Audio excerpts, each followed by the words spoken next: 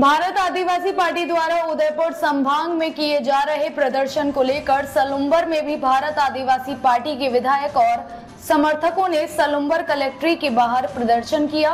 इस दौरान पुलिस और भारत आदिवासी पार्टी के समर्थक भी आमने सामने हो गए और धक्का मुक्की भी हुई।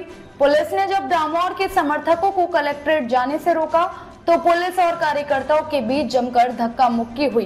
इस दौरान विधायक थावरचंद रोड पर समर्थकों के साथ धरने पर बैठ गए। आपको बता दें कि एक धमकी भरा ऑडियो वायरल होने के बाद भारत आदिवासी पार्टी के सांसद राजकुमार और विधायक भी आरोपी की गिरफ्तारी की मांग कर रहे हैं।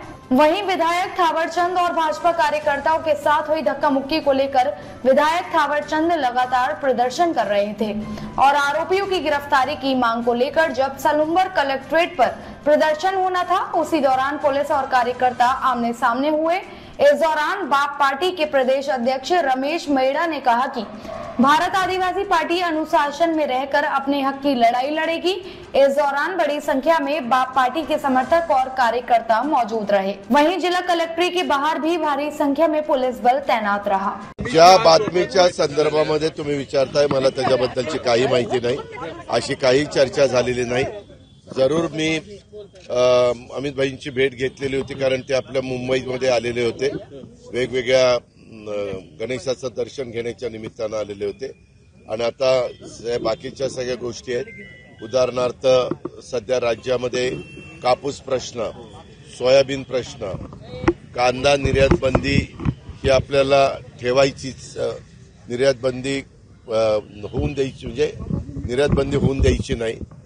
त्यामध्ये कुठल्याही परिस्थितीत कांद्याला आता शेतकऱ्यांना 2 पैसे मिळतात ते मिळून कसे मिळतील ते पाहायचं आणि बरेच वर्ष एमएसपीचा दर ठरलेला नाहीये।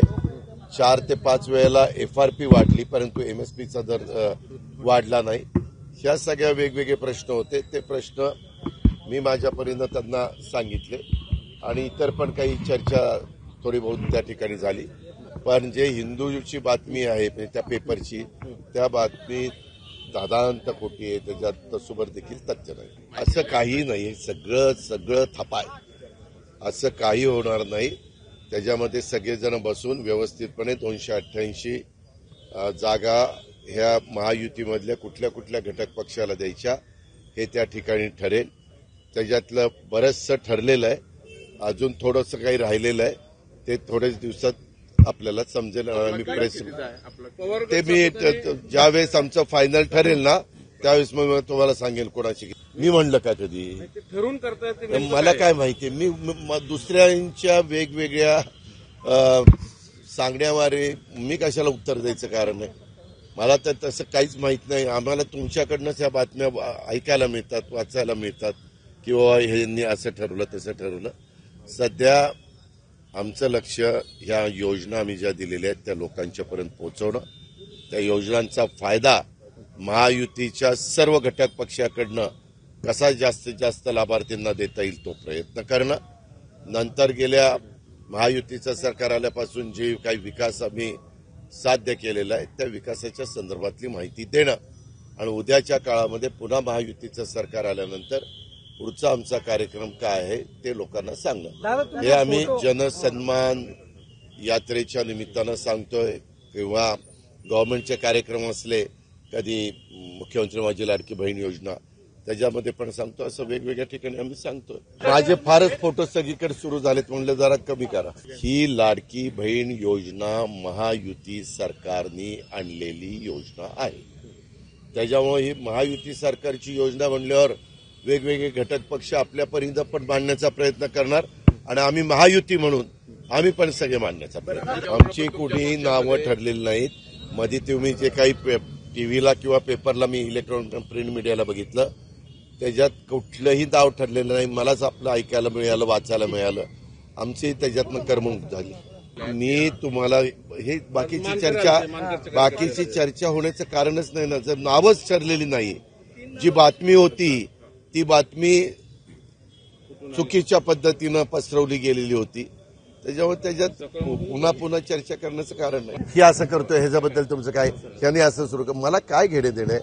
जो तो आपापल्या परीने आपली संघटना वाढवण्याचा प्रयत्न, आपला पक्ष वाढवण्याचा प्रयत्न आम्ही महायुती वाढवण्याचा प्रयत्न आम्ही आमच्या परीनं करतो, समोरचे लोक त्यांच्या परीनं प्रयत्न करतात. अजून एक तिसरी आघाडी पुढे आलेली आहे, ते एक तिसरी आघाडी, अजून चौथी आघाडी पण येण्याची शक्यता नाकारता येत नाही.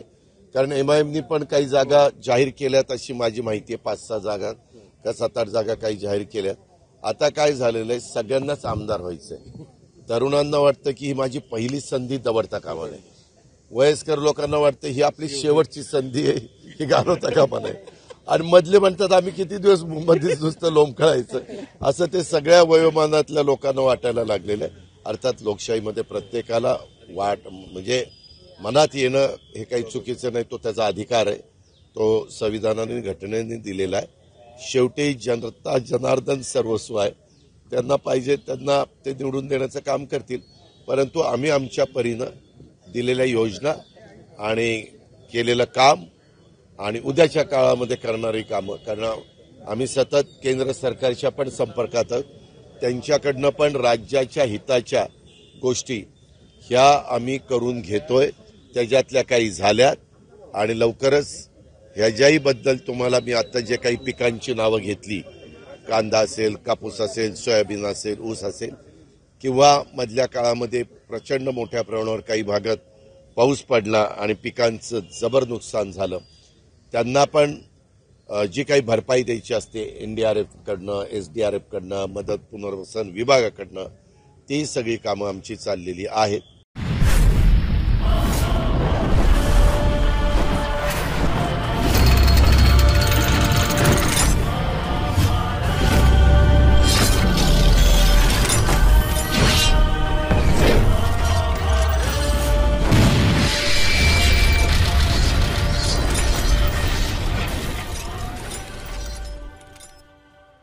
अगर आप ये वीडियो YouTube पर देख रहे हैं तो हमारे चैनल को सब्सक्राइब करें और बेल आइकन को दबाना ना भूलें. अगर आप Facebook पर ये वीडियो देख रहे हैं तो हमारे पेज को लाइक करें.